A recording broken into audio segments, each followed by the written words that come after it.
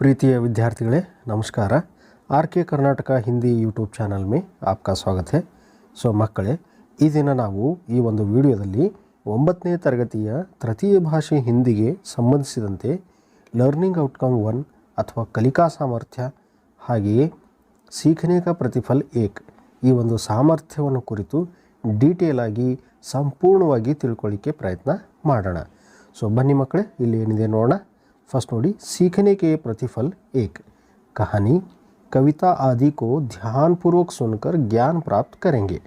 सो ಇಲ್ಲಿ ನೋಡಿ ಮಕ್ಕಳೇ, ಫಸ್ಟ್ ಇಲ್ಲಿ ಕಹಾನಿ ಅಂದರೆ ಕಥೆ, ಅದೇ ರೀತಿ ಕವಿತಾ ಅಂದರೆ ಕವನ ಅಥವಾ ಪದ್ಯ। ಸೊ ಇವುಗಳ ಸಹಾಯದಿಂದ ಮಕ್ಕಳು ಜ್ಞಾನವನ್ನು ಸಂಪಾದನೆ ಮಾಡುವರು ಅಂಥೇಳಿ ಇದೊಂದು ಸಾಮರ್ಥ್ಯ।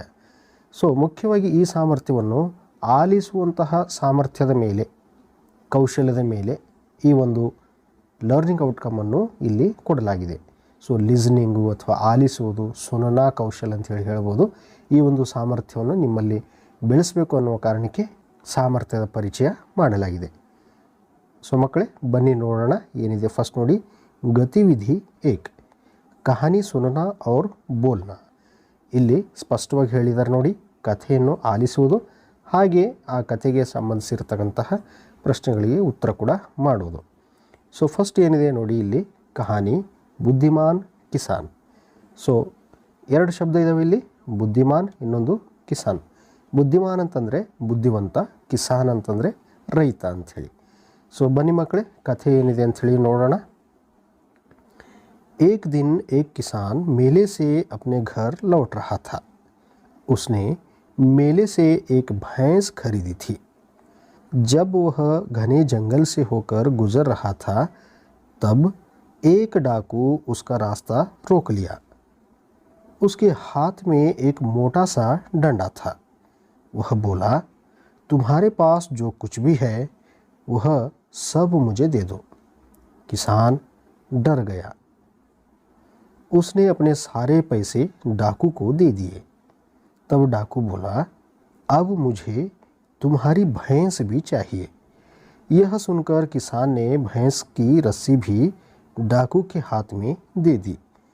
फिर किसान बोला, मेरे पास जो कुछ भी था मैंने सब तुम्हें दे दिया। कृपा करके आप मुझे अपना डंडा दे दीजिए। डाकू ने पूछा, लेकिन तुम्हें इसकी क्या आवश्यकता है? वह बोला, मैं डंडा अपनी पत्नी को दूंगा।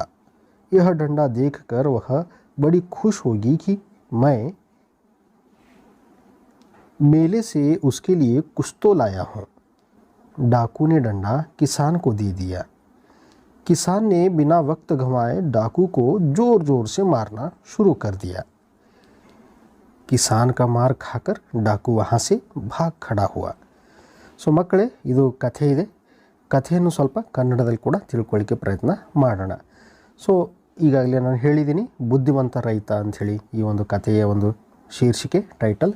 ಸೊ ಏನಾಗುತ್ತೆ ಮಕ್ಕಳೇ, ಇಲ್ಲಿ ನೋಡಿ, ಒಂದು ದಿನ ಒಬ್ಬ ರೈತ ಜಾತ್ರೆಗೆ ಹೋಗಿ ತನ್ನ ಮನೆಗೆ ವಾಪಸ್ಸು ಮರಳಿ ಬರ್ತಾ ಇದ್ದ।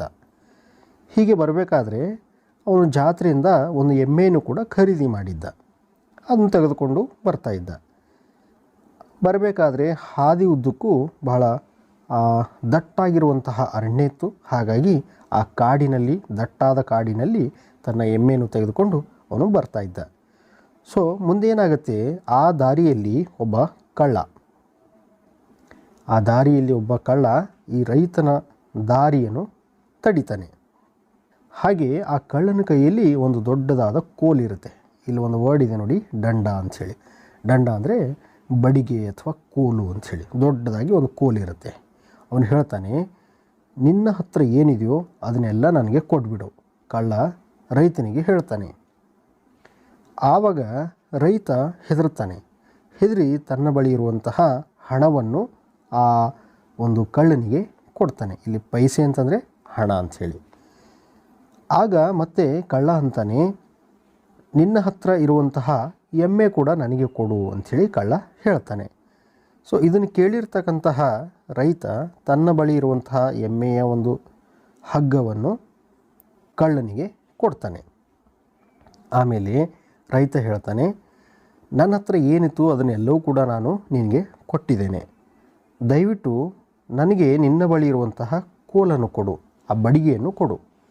ಕಳ್ಳ ಕೇಳ್ತಾನೆ, ಆದರೆ ನಿನಗೆ ಈ ಒಂದು ಬಡಿಗೆ ಅಥವಾ ಕೋಲಿನ ಅವಶ್ಯಕತೆ ಏನಿದೆ ಅಂಥೇಳಿ ಕೇಳ್ತಾನೆ. ಆಗ ರೈತ ಅಂತಾನೆ, ನಾನು ಜಾತ್ರೆಯಿಂದ ಏನಾದರೂ ತಂದಿದ್ದೀನಿ ಅಂಥೇಳಿ ನನ್ನ ಹೆಂಡತಿಗೆ ಹೇಳಬೇಕು. ಈ ಕೋಲನ್ನು ನೋಡಾದರೂ ಅವಳು ಸಂತೋಷ ಪಡ್ತಾಳೆ. ಹಾಗಾಗಿ ಇದು ನನಗೆ ಕೊಡು ಅಂಥೇಳಿ ಈ ರೈತ ಕಳ್ಳನಿಗೆ ಹೇಳ್ತಾನೆ. ಕಳ್ಳ ತನ್ನ ಬಳಿ ಇರುವಂತಹ ಕೋಲನ್ನು ಆ ರೈತನಿಗೆ ಕೊಡ್ತಾನೆ. ರೈತ ತಕ್ಷಣ ತಡ ಮಾಡದೆ ಆ ಕೋಲಿನಿಂದ ಜೋರಾಗಿ ಆ ಒಂದು ಕಳ್ಳನಿಗೆ ಹೊಡಿಲಿಕ್ಕೆ ಪ್ರಾರಂಭ ಮಾಡ್ತಾನೆ. ಆ ರೈತನ ಏಟುಗಳನ್ನು ತಾಳಲಾರದೆ ಅವನು ಅಲ್ಲಿರತಕ್ಕಂಥ ಹಣ ಹಾಗೆ ಎಮ್ಮೆಯನ್ನು ಅಲ್ಲೇ ಬಿಟ್ಟುಬಿಟ್ಟು ಹಾಗೆ ಓಡೋಗ್ತಾನೆ. ಸೊ ಮಕ್ಕಳೇ, ಇದು ನಿಮಗೆ ಇರುವಂತಹ ಕಥೆ. ಇದಕ್ಕೆ ಸಂಬಂಧ ಇರುವಂತಹ ಒಂದಿಷ್ಟು ಪ್ರಶ್ನೆಗಳಿದ್ದಾವೆ ಮಕ್ಕಳೇ, ಬನ್ನಿ ನೋಡೋಣ ಏನೇನಿದಾವೆ ಅಂಥೇಳಿ. ಫಸ್ಟ್ ನೋಡಿ, ಅಭ್ಯಾಸ 1.1 ನಿಮ್ನಲಿಖಿತ ಪ್ರಶ್ನೋं के उत्तर ಚುನ್ಕರ್ ಲಿಖಿಯೇ. ಆಯ್ಕೆಗಳಿದ್ದಾವೆ.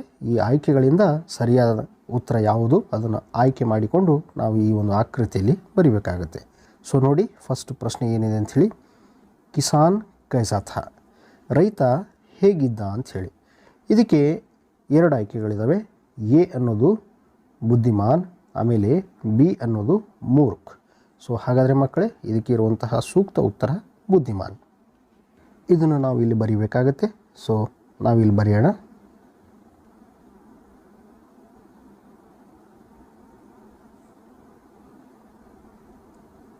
ಬುದ್ಧಿಮಾನ್.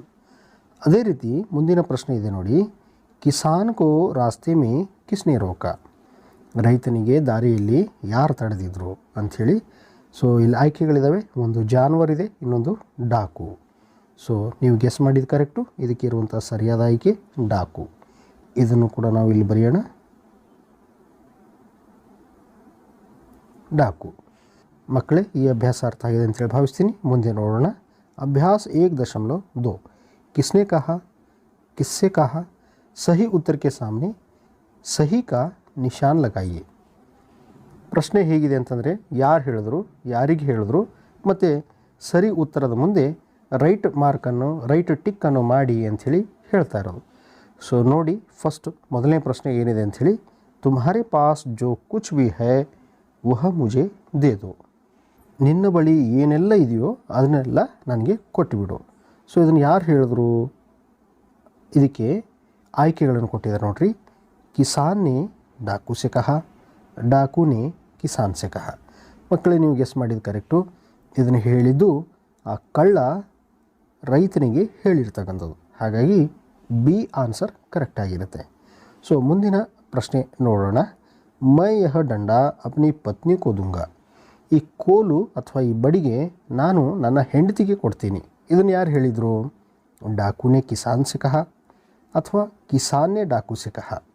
ಸೊ ನೀವು ಗೆಸ್ ಮಾಡಿದ ಕರೆಕ್ಟ್ ಮಕ್ಕಳೇ. ಎರಡನೇ ಬಿ ಆನ್ಸರ್ ಇದಕ್ಕೆ ಕರೆಕ್ಟು. ರೈತ ಕಳ್ಳನಿಗೆ ಹೇಳಿದ್ದ.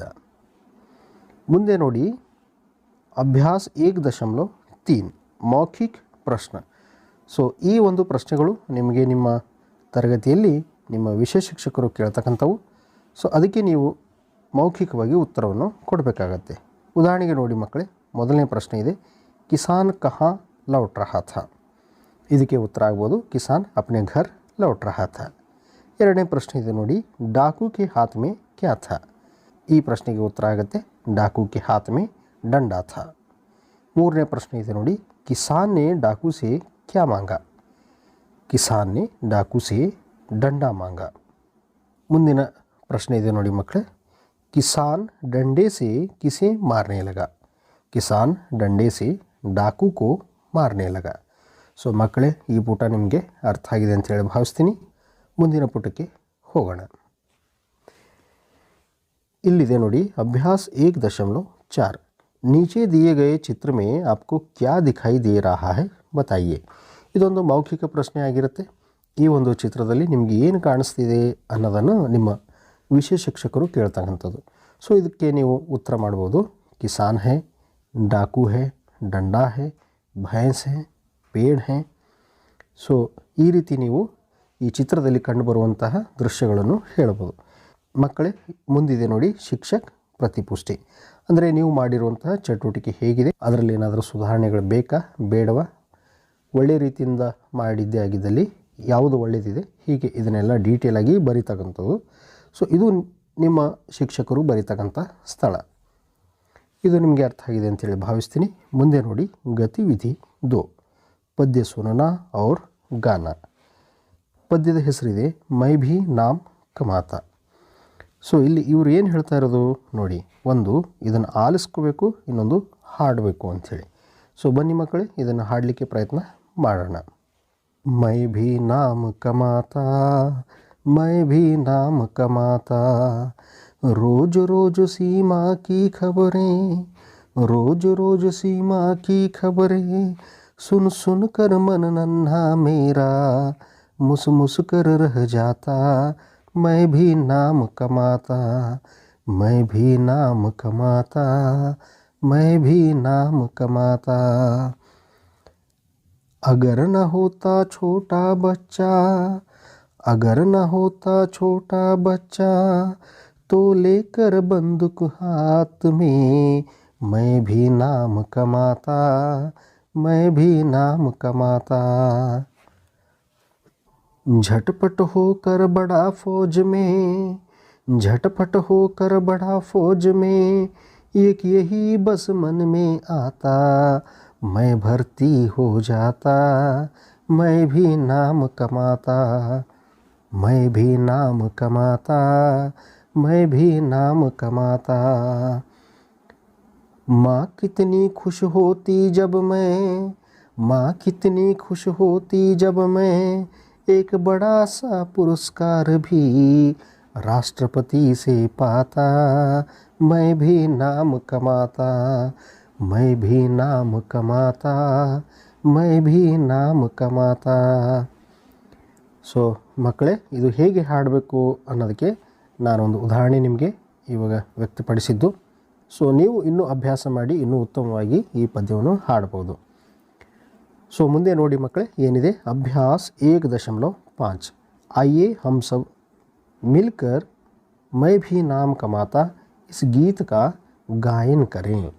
ಸೊ ಈಗಾಗಲೇ ನಾವೇನು ಹಾಡಿದ್ದೀವಿ ಆ ರೀತಿ ನೀವು ಕೂಡ ಹಾಡಲಿಕ್ಕೆ ಪ್ರಯತ್ನ ಮಾಡಿ.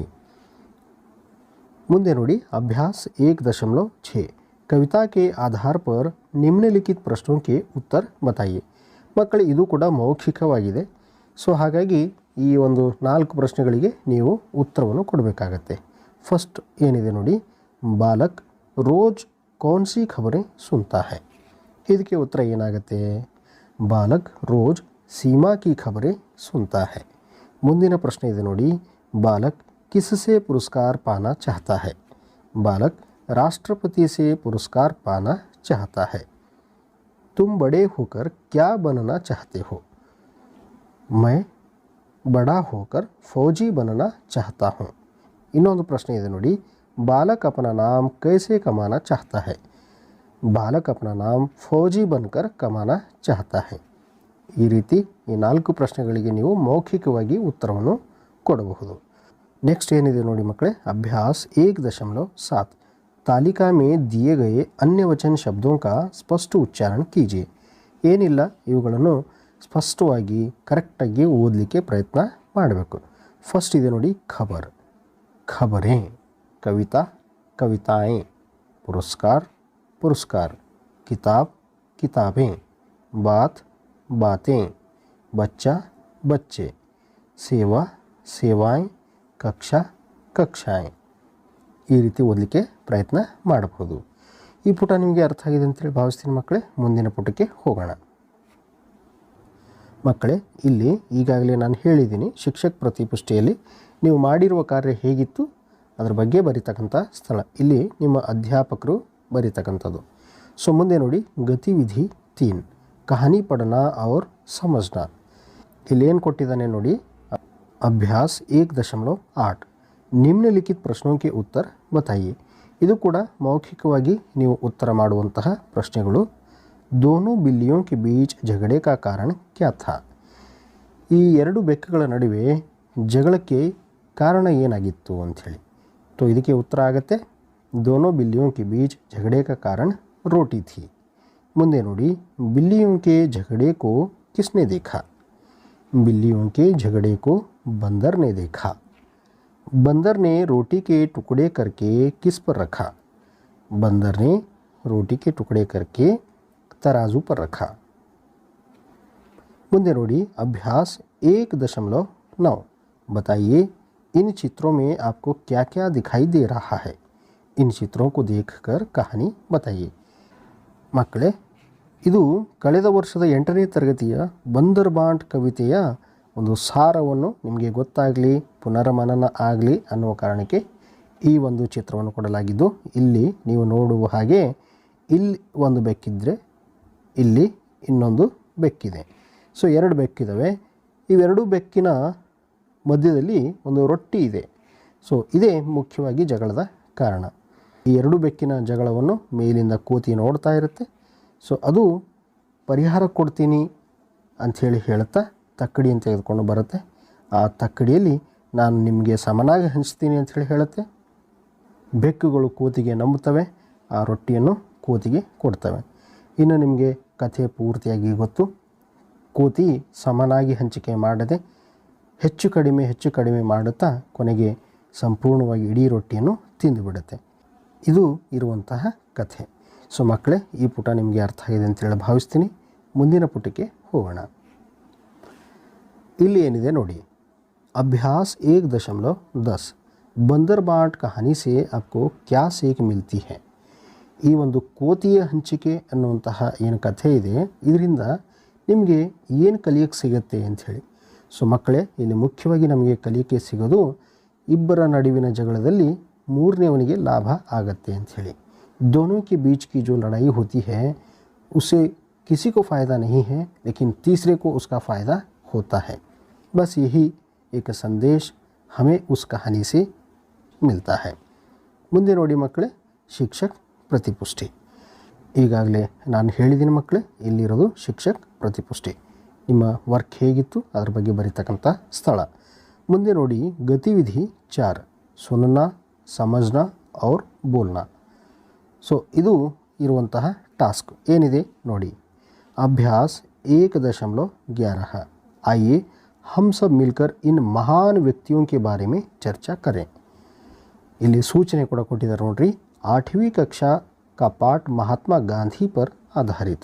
ಸೊ 8ನೇ ತರಗತಿಯ ಮಹಾತ್ಮ ಗಾಂಧಿ ಪಾಠವನ್ನು ಬೇಸನ್ನಾಗಿ ಇಟ್ಟುಕೊಂಡು ಇವರು ಈ ಮಹನೀಯರ ಬಗ್ಗೆ ಚರ್ಚೆ ಮಾಡಲಿಕ್ಕೆ ನಮಗೆ ಅವಕಾಶವನ್ನು ಕೊಟ್ಟಿದ್ದಾರೆ.